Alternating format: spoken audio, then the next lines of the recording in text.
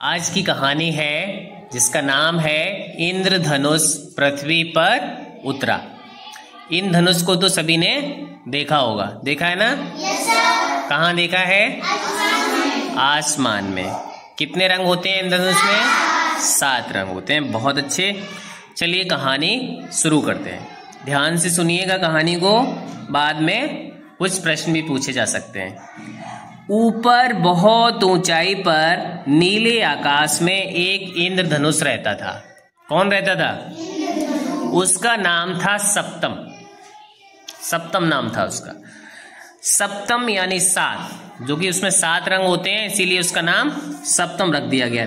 अब वो कौन कौन से होते हैं? बैंगनी, नीला, आसमानी, हरा, पीला, नारंगी और लाल। क्लियर? इन 7 रंगों से बना था उसका शरीर, किंतु सप्तम हमेशा दिखाई नहीं देता था। वर्षा के बाद जब सूर्य अपनी सुनहरी किरणें बिखेरता तभी वह दिखाई पड़ता था। आपको कब दिखाई दिया था इंद्रधनुष? जब बारिश होती है दिखाई पड़ता है। हवा में झूलती वर्षा की नन्ही नन्ही बूंदें इन किरणों को अपने में समेट लेती और न जाने कहां से सप्तम अचानक से प्रकट हो जाता। कितना सुंदर, कितना मनोहर। सुंदर लगता है ना जब दिखता है तो। एक दिन नीचे धरती की ओर देखकर सप्तम के मन में वहां भाग जाने की इच्छा हुई। आकाश में रहते रहते मैं तो ऊब गया हूं। एक जगह रहते रहते कभी ऐसा लगता है ना घूमने जाए, तो वही उसने सोचा, क्यों ना धरती पर ही चला जाऊं। उसके मन में एक विचार आया। उसने सोचा चलो धरती पर ही चलें, और वह धरती पर एक सुंदर सी घाटी में उतर आया। वहां अनेक प्रकार के पेड़ पौधे, फल फूल, कलकल करती नदियां और पहाड़ थे। पहाड़ देखे ना सभी ने? यहाँ का संसार आकाश से कितना भिन्न था। उसने सोचा। दिन भर वह घाटी में घूमता रहा। कहाँ घूमता रहा? घाटी में। जब अंधेरा होने लगा तो उसने सोचा कहीं पर सो जाना चाहिए। जैसे हम लोग जब रात हो जाती है तो क्या करते हैं? अपने घरों में जाकर सो जाते हैं। तो एक विशाल वृक्ष के पास जाकर सप्तम ने नम्रता से पूछा, क्या मैं तुम्हारी टहनियों में विश्राम कर सकता हूँ? मंद हवा के झोंके से टहनियां धीरे धीरे हिलने लगीं। क्या तुम चिड़िया हो?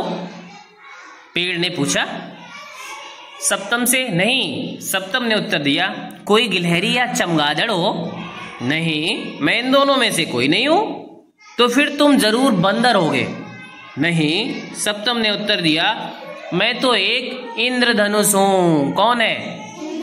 इंद्रधनुष हूं। तब मुझे खेद है। पेड़ ने गहरी सांस लेते हुए कहा, तुम मेरी टहनियों पर नहीं रह सकते। एक पेड़ इंद्रधनुष का आश्रय स्थल नहीं बन सकता। आखिर पेड़ ने उसे मना कर दिया। थका हारा सप्तम आगे बढ़ा। चलते चलते वह एक झरने के पास पहुंचा। किसके पास पहुंचा? झरने के पास पहुंचा। मैं बहुत थक गया हूं। उसने झरने से कहा, आज की रात मैं तुम्हारे पानी में सो जाऊं? क्या तुम मछली हो? झरने ने भी पूछा, उससे सवाल करना शुरू किया। उसने कहा, नहीं नहीं, सप्तम ने उत्तर दिया। तो क्या मेंढक हो? वह भी नहीं हूं। सप्तम ने कहा, शायद तुम कोई बतख या हंस हो। इन सब के प्रश्नों से तंग आकर सप्तम बोला, मैं तो एक इंद्रधनुष हूं। तब मुझे माफ करो भाई। झरना बहते हुए बोला, तुम मेरे पानी में आराम नहीं कर सकते। किसी झरने का पानी इंद्रधनुष की सैया कैसे हो सकता है? तो वहां से भी उसे निराशा हाथ मिली। बेचारा सप्तम फिर से आगे चल दिया। चलते चलते उसे एक झोपड़ी दिखाई दी। झोपड़ी के बाहर एक लड़का खेल रहा था। सप्तम ने उसके पास जाकर कहा, मैं इंद्रधनुष सप्तम हूँ। मैं बहुत थक गया हूँ और अपने घर से बहुत दूर भी आ गया हूँ।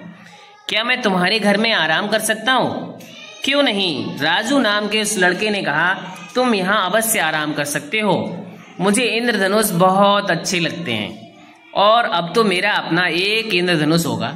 उसने सोचा ये तो बहुत अच्छी बात है, हमारे घर में ही इंद्रधनुष आ गया।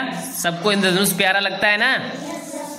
झोपड़ी के अंदर घना अंधकार था। इस अंधकार में सप्तम के सुंदर रंग दिखाई नहीं दे रहे थे। सप्तम थोड़ा उदास हो गया। रंगों के बिना तो वह अधूरा था। उसे सूर्य किरण और प्रकाश की याद आने लगी। तुम अपने घर आकाश से भाग क्यों आए? राजू ने सप्तम से पूछा। क्या तुम्हें वहां अच्छा नहीं लगता था?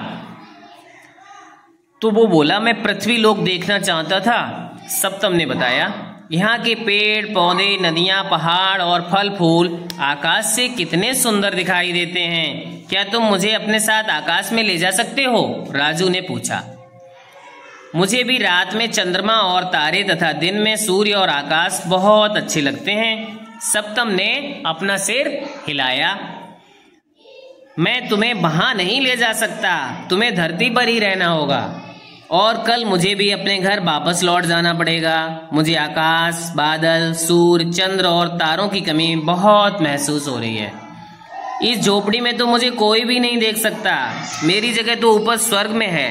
सभी बालक बालिकाएं जहां पर मुझे देख सकें और मेरे सुंदर रंगों को देखकर आनंदित हो सकें। सप्तम उसके पास नहीं रहेगा। यह बात सुनकर राजू बहुत उदास हो गया, लेकिन वह यह जानता था कि सप्तम की बात भी ठीक है। सप्तम ने राजू से विदा मांगी। अपने घर में मुझे ठहरने दिया, इसके लिए बहुत धन्यवाद, लेकिन अब मुझे लौट जाना चाहिए। राजू ने उसे हाथ हिलाकर विदा दी। बाय। नन्हे से एक बादल के टुकड़े से वर्षा की बूंदें बरसने लगीं। तभी पूर्व दिशा से सूर्य की किरणें झलकने लगीं। राजू के देखते ही देखते 7 रंगों वाला सुंदर इंद्रधनुष आकाश में एक कमान की तरह एक छोर से दूसरे छोर तक चमकने लगा। यह देख राजू मुस्कुराया। वह जानता था कि यह उसका मित्र सप्तम ही था। सप्तम का उचित स्थान वही था। सप्तम फिर से अपने घर पहुंच गया था। तो इंद्रधनुष की कहानी आप लोगों ने सुन ली है। अब आता है सवाल और जवाब का टाइम, तो ध्यान से सुनिएगा, आपसे पूछा जाएगा इंद्रधनुष का नाम कहानी में क्या था? बताइए। सप्तम। वेरी गुड, क्लैपिंग करेंगे सभी। इंद्रधनुष में कितने रंग होते हैं दीपिका? 7 रंग। Very good. इंद्रधनुष घूमते घूमते जब रात हो गई तो सबसे पहले विश्राम करने के लिए किसके पास गया? संध्या। हाँ, वृक्ष के पास। वेरी गुड, बैठिए। वृक्ष ने क्या उसे रहने के लिए आश्रय दिया? नरेश मौर्य। नहीं दिया। वेरी गुड, क्लैपिंग करेंगे सभी।